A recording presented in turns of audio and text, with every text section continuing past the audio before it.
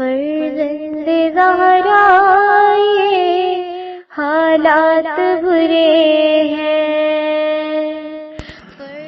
کاشانۂ بصیرت ایک ایسا مکمل یوٹیوب چینل جس پر محروم بصارت کے لیے بالخصوص اور تمام افراد کے لیے بالعموم سینکڑوں کی تعداد میں اسلامی کتب دستیاب ہیں۔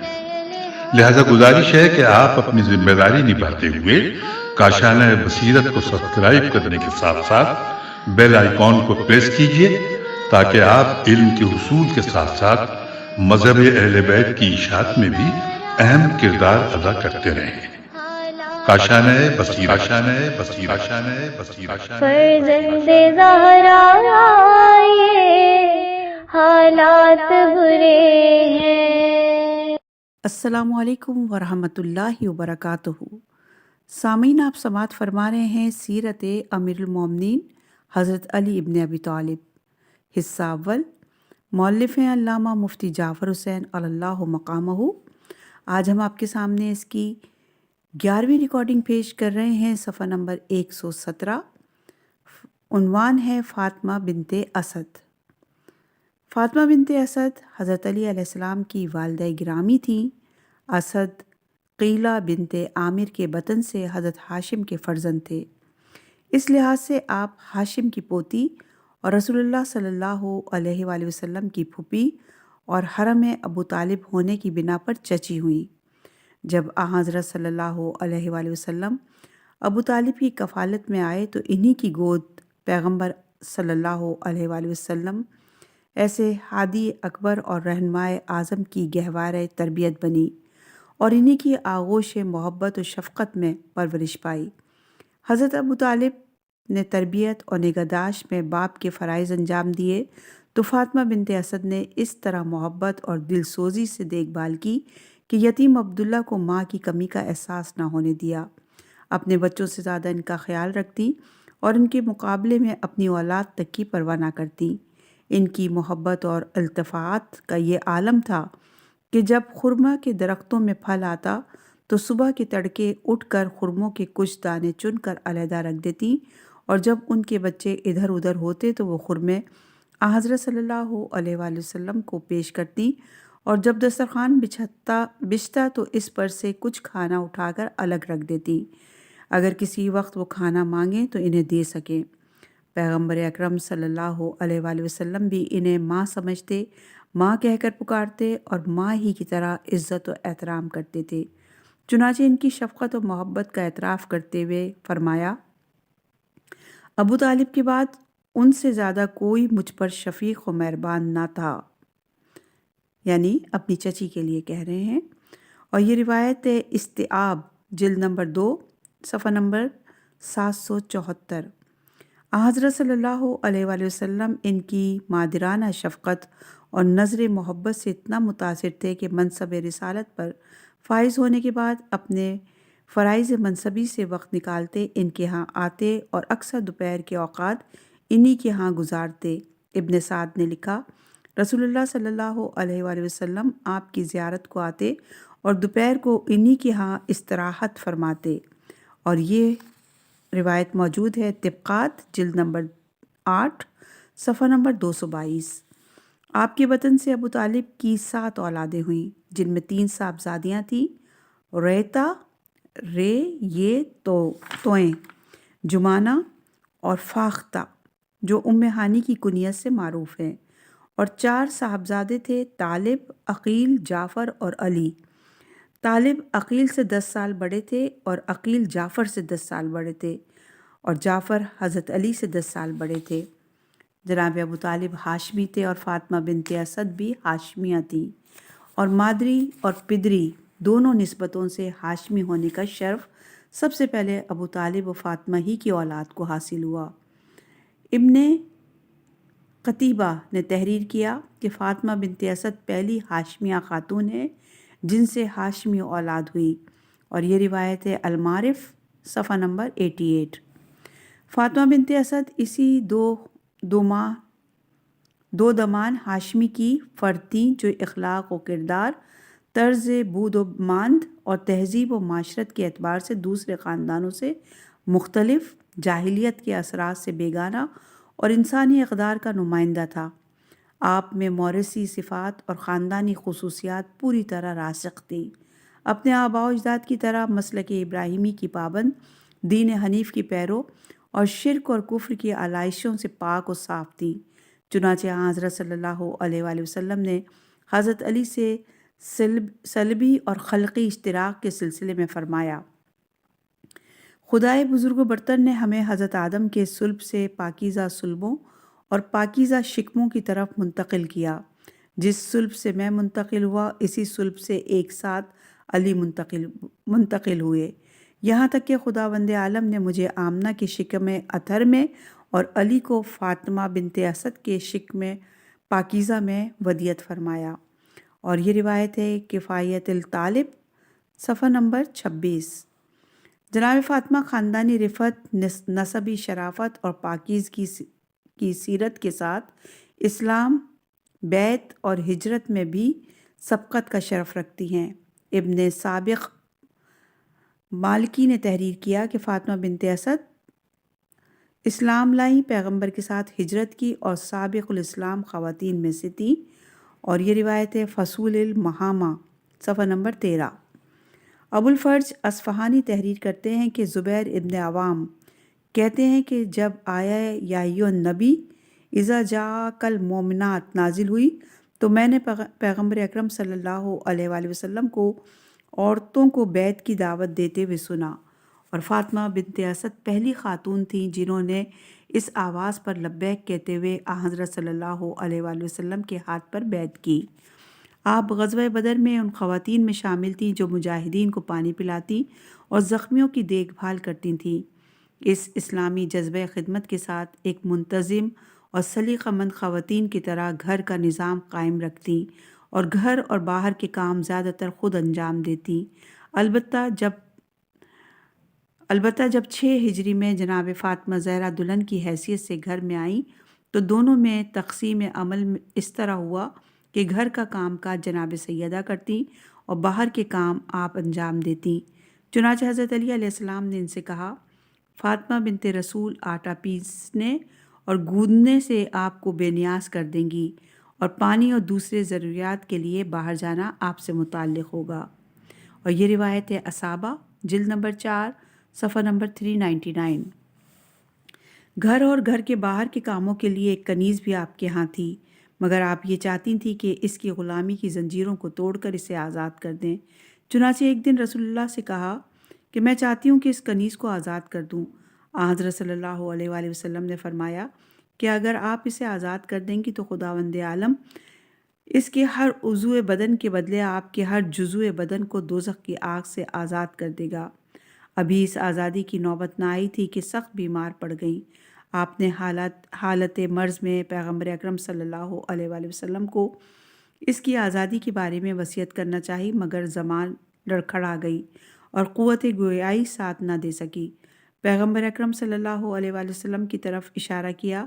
حضرت نے فرمایا کہ میں آپ کی وصیت و خواہش کے مطابق اسے آزاد کر دوں گا۔ آپ ریاضت و عبادت، زہد و ورع اور تقوی و طہارت میں بلند درجہ رکھتی تھیں۔ جب فشار قبر، حشر نشر اور حساب و کتاب کا ذکر سنتی تو لرز جاتی اور خوف آخرت سے کانپ اٹھتی۔ ایک مرتبہ پیغمبر اکرم صلی اللہ علیہ وآلہ وسلم سے سنا کہ لوگ قیامت کے دن برہنہ محشور ہوں گے۔ کہا یہ تو بڑی رسوائی کی بات ہے۔ فرمایا کہ میں اللہ سے دعا کروں گا کہ وہ آپ کو بے پردہ محشور نہ کرے۔ اور ایک دفعہ فشار قبر کا ذکر سنا تو کہا کہ ضعف اور ناتوانی کی وجہ سے اسے کیسے برداشت کروں گی۔ پیغمبر نے فرمایا کہ میں اللہ تعالیٰ سے التجا کروں گا کہ وہ اپنی رحمت اور رافت سے آپ کو فشار قبر سے محفوظ رکھے۔ جب دار دنیا سے رحلت فرمائی تو حضرت علی روتے ہوئے رسول خدا کو اطلاع دینے آئے۔ حضرت نے علی کی آنکھوں میں آنسو دیکھے تو پوچھا کیا بات ہے؟ عرض کیا ابھی میری ماں نے انتقال کیا ہے۔ حضرت نے آپ دیدہ ہو کر فرمایا خدا کی قسم وہ میری بھی ماں تھی، اور اسی وقت اٹھ کھڑے ہوئے۔ صحابہ بھی سر جھکائے ساتھ ہو لیے۔ جب ان کے ہاں آئے تو پیراہن اتار دیا اور فرمایا کہ یہ پیراہن انہیں کفن کے طور پر پہنا دیا جائے۔ اور جب غسل و کفن کے بعد جنازہ باہر نکلا تو آپ نے آگے بڑھ کر کاندھا دیا، کبھی میت کے سرہانے کی طرف سے کاندھا دیتے اور کبھی پائنتی کی طرف سے، اور جنت البقیع تک برہنہ جنازے کے ساتھ رہے۔ حضرت صلی اللہ علیہ وآلہ وسلم نے چند آدمیوں کو قبر کھودنے پر مامور فرمایا تھا۔ جب قبر کھد چکی تو خود بنفس نفیس قبر میں اترے، اسے کناروں سے کھود کر کشادہ کیا اور اپنے ہاتھ سے لحد کھودی اور اسے ہموار کر کے مٹی باہر نکالی۔ پھر کچھ دیر کے لیے لحد میں لیٹ گئے اور دائیں بائیں کروٹ لینے کے بعد باہر آئے اور روتے ہوئے فرمایا: اے مادر گرامی، خدا آپ کو جزائے خیر دے، آپ بہترین ماں تھیں۔ اور یہ روایت موجود ہے تاریخ خمیس جلد نمبر 2 صفحہ نمبر 526 پر۔ پیغمبر اکرم صلی اللہ علیہ وآلہ وسلم کے اس امتیازی برتاؤ کو دیکھ کر کچھ لوگوں نے کہا: یا رسول اللہ، کسی اور کے لیے یہ چیزیں آپ سے دیکھنے میں نہیں آئیں۔ فرمایا کہ میرے چچا ابو طالب کے بعد اس خاتون کی سب سے زیادہ مجھ پر احسانات ہیں۔ یہ خود بھوکی رہتی تھیں اور مجھے کھانا کھلاتی تھیں، خود پھٹے پرانے کپڑوں میں گزارا کر لیتی تھیں اور مجھے اچھا لباس پہناتی تھیں، اپنے بچوں کو پراگندہ مور رکھتی تھیں اور میرے سر میں تیل ڈالتی تھیں اور خود تکلیفیں اٹھاتی تھیں اور میرے لیے راحت اور آرام کا سامان کرتی تھیں۔ میں نے اپنا پیراہن انہیں اس لیے پہنایا تاکہ وہ پردہ پوش محشور ہوں، اور لحد میں اس لیے لیٹا کہ تاکہ فشار قبر سے محفوظ رہیں۔ عالم اہل سنت شیخ علی مرزوقی نے تحریر کیا: پیغمبر اکرم صلی اللہ علیہ وآلہ وسلم نے فاطمہ بنت اسد کو خود دفن کیا اور انہیں اپنے پیراہن کا کفن دیا۔ اس موقع پر حضرت کو فرماتے سنا گیا کہ آپ کا فرزند، جب حضرت صلی اللہ علیہ وآلہ وسلم سے اس کے بارے میں پوچھا گیا تو فرمایا کہ فاطمہ بنت اسد سے پروردگار کے بارے میں پوچھا گیا تو انہوں نے بتا دیا، اور نبی کے بارے میں پوچھا گیا تو اس کا جواب دے دیا، پھر امام کے بارے میں سوال ہوا تو ان کی زبان لڑکھڑائی۔ میں نے کہا آپ کا فرزند 2 دفعہ۔ اور یہ روایت ہے کتاب الازمنہ الف لام الف لا ز اور میم نون تے والا مکانہ جلد نمبر 2 اور صفحہ نمبر 280۔ آپ نے 4 ہجری میں وفات پائی اور جنت البقیع میں دفن ہوئی، مگر جنت البقیع کے گرد 4 دیواری کھینچ دینے سے یہ قبر موجودہ حدود جنت البقیع سے باہر ایک خستہ و خراب رہ گزر پر واقع ہے، جہاں حجاج و زائرین ادھر سے گزرتے ہیں تو اس قبر پر بھی فاتحہ کے لیے کھڑے ہو جاتے ہیں، اور ابھی تک دستبردار زمانہ سے محفوظ ہے، اور خدا نہ کرے کہ راستوں کی توسیع کی تجویز سے اسے اپنے تصرف میں لے لیں۔ صفحہ نمبر ہے 121 اور عنوان ہے ولادت باسعادت۔ خانہ کعبہ ایک قدیم ترین عبادت گاہ ہے جس کی بنیاد آدم نے ڈالی اور جس کی دیواریں ابراہیم اور اسماعیل نے اٹھائیں۔ اگرچہ یہ گھر بالکل سادہ، نقش و نگار سے مبرہ، زینت اور آرائش سے خالی اور چونے اور پتھروں کی سیدھی سادی عمارت ہے، مگر اس کا ایک ایک پتھر برکت و سعادت کا سرچشمہ اور عزت اور حرمت کا مرکز و محور ہے۔ خداوند عالم کا ارشاد ہے: اللہ تعالیٰ نے خانہ کعبہ کو محترم گھر قرار دیا ہے۔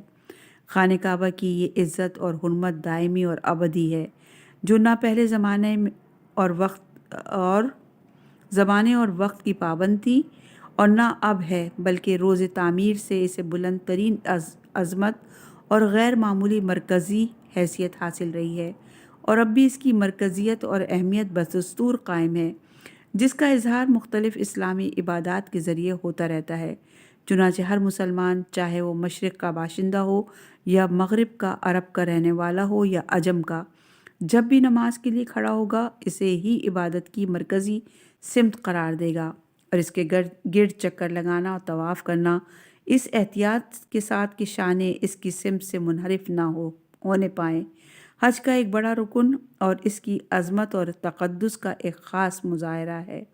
حضرت علی اسی متبرک اور باعظمت گھر میں روز جمعہ 13 رجب 30 عام الفیل میں پیدا ہوئے، اور یہ شرف خاص نہ ان سے پہلے کسی کو ملا اور نہ اس کے بعد کسی کو حاصل ہوگا۔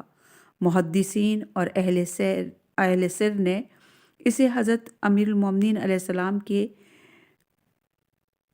مختصات میں شمار کرتے ہوئے اپنے کتب اور مصنفات میں اس کا ذکر کیا ہے۔ چنانچہ حاکم نیشاپوری تحریر کرتے ہیں، اخبار متواترہ سے ثابت ہے کہ امیر المومنین علی ابن ابی طالب وسط خانہ کعبہ میں فاطمہ بنت اسد کے بطن سے متولد ہوئے، اور یہ ہے روایت مستدرک جلد نمبر 3 صفحہ نمبر 483۔ شاہ ولی اللہ نے بھی اسے نقل کیا اور اس امر کی صراحت کی ہے کہ ان سے پہلے اور ان کے بعد کسی کو یہ شرف نصیب نہیں ہوا۔ چنانچہ وہ تحریر کرتے ہیں، متواتر روایات سے ثابت ہے کہ امیر المومنین علی ابن ابی طالب روز جمعہ 13 رجب 30 عام الفیل کو وسط کعبہ میں فاطمہ بنت اسد کے بطن سے پیدا ہوئے، اور آپ کے علاوہ نہ آپ سے پہلے اور نہ آپ کے بعد کوئی خانہ کعبہ میں پیدا ہوا۔ اور یہ روایت موجود ہے ازالۃ الخفا جلد نمبر مٹا ہوا ہے اور صفحہ نمبر ہے 251۔ عصر نو کے مصنف عباس محمود عقاد نے اس مبارک پیدائش کو خانہ کعبہ کی عظمت پارنیہ کی تجدید اور خدائے واحد کی پرستش کے دور جدید سے تعبیر کیا ہے۔ وہ لکھتے ہیں، علی ابن ابی طالب خانہ کعبہ کے اندر پیدا ہوئے اور خداوند عالم نے ان کے چہرے کو بتان کعبہ کے آگے جھکنے سے بلند تر رکھا، گویا اس مقام پر حضرت کی پیدائش کعبے کے نئے دور کا آغاز اور خدائے واحد کی پرستش کا اعلان عام تھا۔ اور یہ روایت موجود ہے البقریۃ الاسلامیہ صفحہ نمبر 863۔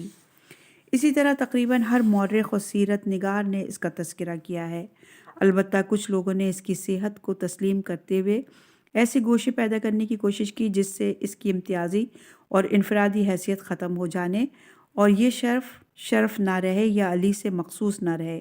چنانچہ کبھی یہ کہا گیا کہ خانہ کعبہ کے اندر ولادت میں رکھا ہی کیا ہے، جبکہ اس وقت ایک بت خانے کی حیثیت رکھتا تھا اور چاروں طرف سے بتوں میں گھرا ہوا تھا۔ اس کا جواب تو اتنا ہی کافی ہے کہ اگر مسجد کو مندر یا کلیسا میں تبدیل کر دیا جائے تو وہ حکم مسجد سے خارج قرار نہیں پاتی، بلکہ اس کی حرمت و تقدیس دستور باقی رہتی ہے۔ اسی طرح بتوں کے عمل دخل سے خانہ کعبہ کی بھی حرمت و توقیر زائل نہیں ہو سکتی اور نہ اس کے دامن تقدیس پر حرف آ سکتا ہے۔ چنانچہ جب اسے عالم اسلام کا قبلہ قرار دیا گیا تو اس وقت بھی اس کے گرد و پیش بت رکھے ہوئے تھے، مگر یہ بت اس کے قبلہ قرار پانے سے مانع نہ ہو سکے، اور کبھی یہ کہا جاتا کہ عام الفیل سے 13 سال قبل فاختہ بنت زہیر کے بطن سے حکیم ابن حزام بھی خانہ کعبہ میں پیدا ہوا تھا، تو اس میں شرف ہی کیا ہے، جبکہ ایک کافر بھی وہاں پیدا ہو سکتا ہے۔ یہ واقعہ ان وسیع النظر علماء اور مورخین کے تصریحات کے خلاف ہے جنہوں نے صاف الفاظ میں اعتراف کیا ہے کہ حضرت علی سے پہلے اور ان کے بعد کوئی خانہ کعبہ کے اندر پیدا نہیں ہوا، اور پھر یہ مقام شرف ہے تو مسلم کے واسطے نہ کہ کافر کے واسطے، لہٰذا اگر کوئی کافر وہاں پیدا ہوتا ہے تو اس کے لیے یہ سبب و اعزاز اور افتخار نہیں ہو سکتا، اس لیے کہ کفر کے ساتھ اس قسم کے امتیازات مورد فخر نہیں قرار پا سکتے۔ اگر کفر کی حالت میں زیارت رسول وجہ شرف نہیں اور زیارت کعبہ قابل تعریف نہیں تو اس میں پیدائش کیوں کر وجہ نازش ہو سکتی ہے؟ البتہ اگر ایمان کے ساتھ ایسا ہوتا تو سبب امتیاز ہو سکتا تھا، اور علی ابن ابی طالب کے بارے میں یہ نہیں کہا جا سکتا کہ اس لیے کہ وہ نہ محکوم بالکفر تھے اور نہ کافر پیدا ہوئے۔ چنانچہ اہل سنت میں یہ روایت موجود ہے کہ جب آپ شکم مادر میں تھے اور ماں بتوں کے آگے سرنگوں ہونا چاہتی تھیں تو آپ شکم مادر میں اس طرح پیچ و تاب کھاتے کہ وہ بتوں کے آگے جھک نہ سکتی تھیں۔ اگرچہ یہ روایت شیعہ نقطہ نظر سے قابل تسلیم نہیں ہے، مگر اتنا تو واضح ہو گیا کہ ان کے نزدیک بھی علی کی زندگی کا کوئی لمحہ بطن مادر سے لے کر آغوش لحد تک کفر و شرک میں نہیں گزرا۔ پھر جنہوں نے ابن حزام کی ولادت کے متعلق لکھا ہے انہوں نے اسے ایک اتفاقی حادثہ قرار دیتے ہوئے لکھا ہے جس سے کسی شرف و بلندی کو ثابت نہیں کیا جا سکتا، مگر امیر المومنین کی ولادت کسی اتفاقی حادثے کے بجائے مشیت ایزدی کی کار فرمائی کا نتیجہ تھی۔ چنانچہ عباس ابن عبد المطلب بیان کرتے ہیں کہ وہ اور یزید ابن طانب اور بنی ہاشم اور بنی عزا کے چند افراد خانہ کعبہ کے پاس بیٹھے تھے کہ فاطمہ بنت اسد تشریف لائیں اور خانہ کعبہ کے قریب آ کر کھڑی ہو گئیں۔ ابھی ایک آدھ لمحہ گزرا تھا کہ ان کے چہرے پر گھبراہٹ کے آثار نمودار ہوئے۔ لرزتے ہوئے ہاتھ دعا کے لیے اٹھائے، مضطرب نگاہوں سے آسمان کی طرف دیکھا اور بارگاہ خداوندی میں عرض کیا، اے میرے پروردگار، میں تجھ سے تیرے نبیوں پر اور تیری نازل کی ہوئی کتابوں پر ایمان رکھتی ہوں۔ میں تجھ پر اور تیرے نبیوں پر اور تیری نازل کی ہوئی کتابوں پر ایمان رکھتی ہوں۔ تو اس باعزت گھر، اس کے گھر کے معمار اور اس مولود کے صدقے میں جو میرے شکم میں ہے میری مشکل حل کر اور اس کی ولادت کو میرے لیے آسان کر دے۔ مجھے یقین ہے کہ یہ مولود تیرے جلال اور عظمت کی نشانیوں میں سے ایک روشن نشانی ہے اور تو ضرور میری مشکل آسان کرے گا۔ عباس کہتے ہیں کہ جب فاطمہ بنت اسد اس دعا سے فارغ ہوئیں تو ہم نے دیکھا کہ خانہ کعبہ کی عقبی دیوار شق ہو گئی اور بغیر کسی ہچکچاہٹ کے فوراً اس نئے در سے اندر داخل ہوئیں اور دیوار کعبہ شگافتہ ہونے کے بعد پھر اپنی اصلی حالت پر پلٹ آئی، گویا اس میں کبھی شگاف پڑا ہی نہ تھا۔ اس واقعے کی صحت کو علماء شیعہ کے علاوہ اہل سنت نے بھی تسلیم کیا ہے۔ چنانچہ علماء اہل تشیع میں سے ابو جعفر طوسی نے امالی میں، علامہ مجلسی نے بہار میں، علماء اہل سنت میں سے میر صالح کشفی نے مناقب میں اور مولوی محمد مبین نے وسیلۃ النجات میں اسے درج کیا ہے۔ اس واقعے سے صاف ظاہر ہے کہ یہ صورت یکا اور اتفاقیہ طور پر پیش نہیں آئی۔ اگر یہ اتفاقیہ حادثہ تو ہوتا تو نہ خرق عادت کے طور پر دیوار شق ہوتی اور نہ بنت اسد دیوار کے شگاف سے در اور بے باکانہ اندر داخل ہوتی، بلکہ یہ غیبی طاقت ہی کا کرشمہ اور قدرت کی کارفرمائی ہی کا نتیجہ تھا کہ اس ولادت کے 3 دن بعد تک فاطمہ بنت اسد بیت اللہ میں رہیں اور چوتھے دن مولود نو کو گود میں لیے باہر آئیں۔ در پسے پردہ آنچا بود آمد، اسد اللہ در وجود آمد۔ پیغمبر اکرم صلی اللہ علیہ وآلہ وسلم جو منتظر اور چشم برا تھے آگے بڑھے اور اپنے محسن اور مربی چچا کے لخت جگر کو ہاتھوں میں لے کر سینے سے لگایا۔ بچے نے شمیم نبوت سونگھ کر آنکھیں کھول دیں اور سب سے پہلے جہاں آرائے حبیب خدا صلی اللہ علیہ وآلہ وسلم سے اپنی آنکھوں کو روشن کیا۔ پیغمبر اکرم صلی اللہ علیہ وآلہ وسلم نے اپنی زبان نومولود کے منہ میں دے کر آب وحی سے چمن امامت کی آبیاری کی۔ علم نبوت لہن دہن لعاب دہن رسول میں حل ہو کے علی کے رگ و پے میں اترا اور زبان پیغمبر نے گواہی دی کہ بنظر و خصاصہ بالعلم، اس نے مجھے پہلی نظر کے لیے منتخب کیا، میں نے اسے علم کے لیے منتخب کر لیا۔ حضرت علی کو خانہ کعبہ سے کئی نسبتیں حاصل ہیں۔ پیغمبر نے انہیں مسیل کعبہ فرمایا، انہی کے آبا و اجداد نے اسے تعمیر کیا اور وہی اس کے پاسبان اور نگہبان رہے اور اسے طاغوتی طاقتوں کی دستبرداری سے بچاتے رہے۔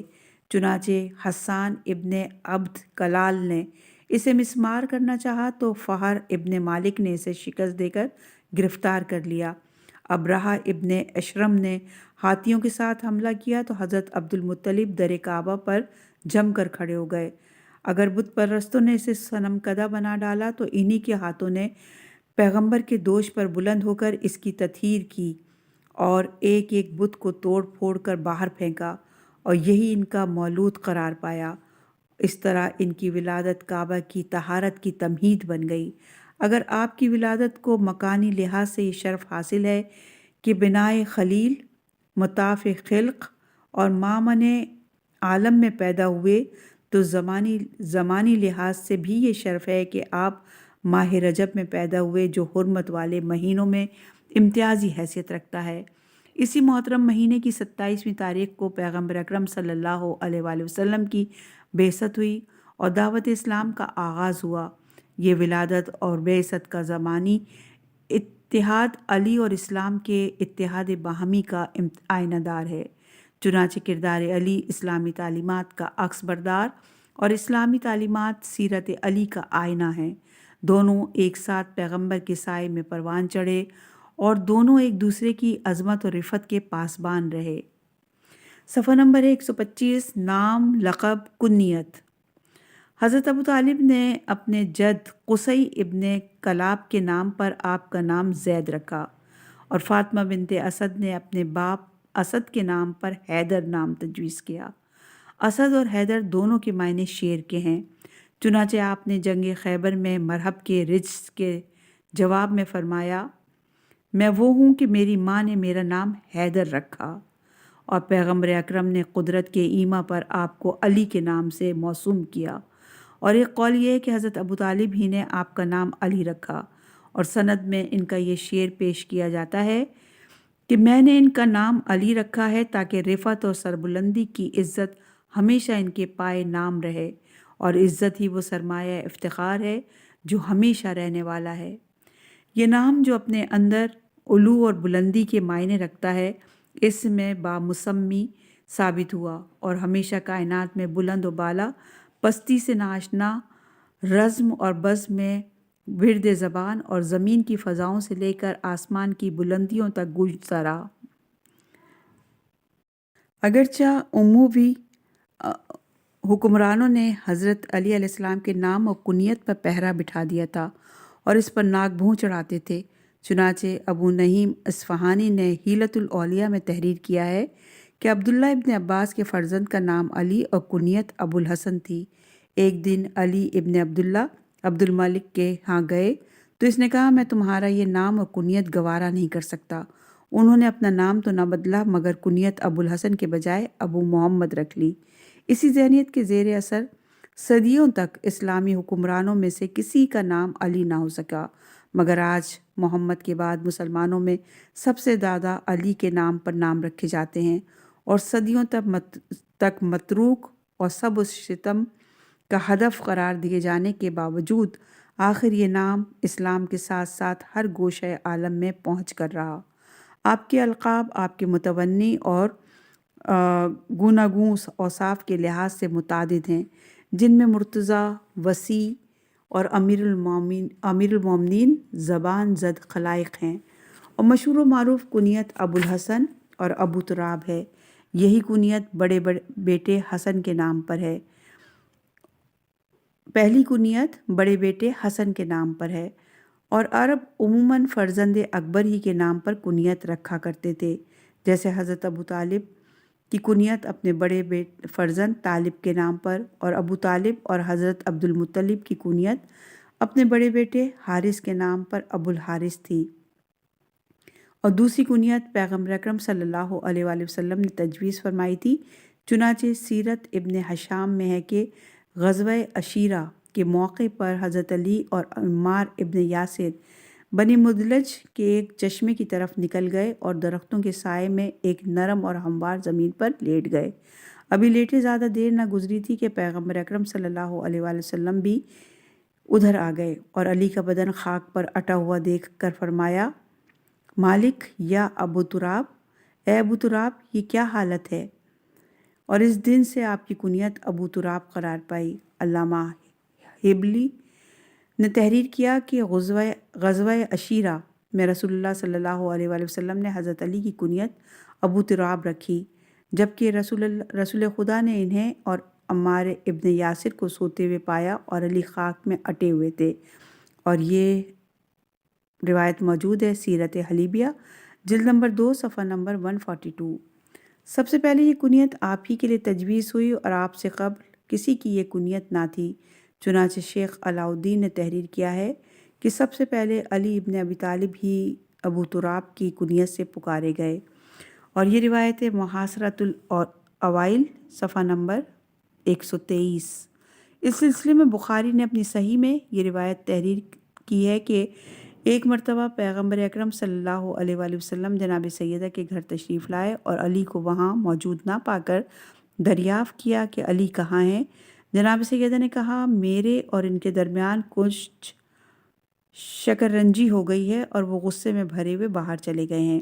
حضرت نے ایک شخص سے کہا جا کر دیکھو علی کہاں ہے۔ اس نے مسجد میں حضرت علی کو لیٹے ہوئے دیکھا تو حضرت نے سے پلٹ کر کہا وہ مسجد میں سو رہے ہیں۔